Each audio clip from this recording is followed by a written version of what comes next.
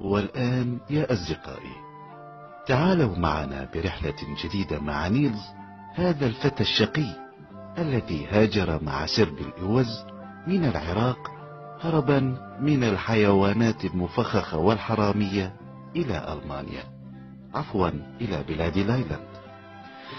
كان نيلز يا أحبائي يخاف كثيرا على مورتون أن يكون تشريبا أو ثريدا في إحدى مطاعم بغداد. أما صديقه رات هذا الجرادي الأثول كان يحبه كثيرا لأنه يتحمل الدمغات والكفخات من الجميع.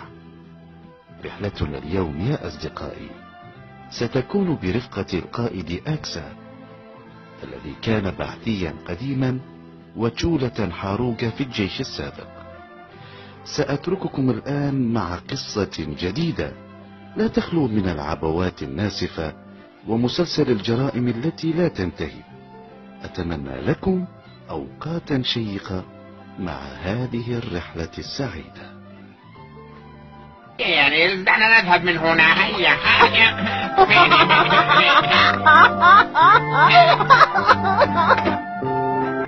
ولكن قبل أن أترككم، ماذا يوجد هنا؟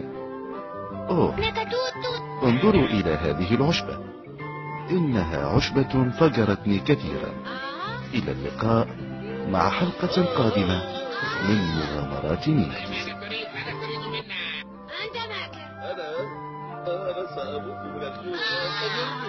هيا تمسك بي، تمسك بي، تمسك بي.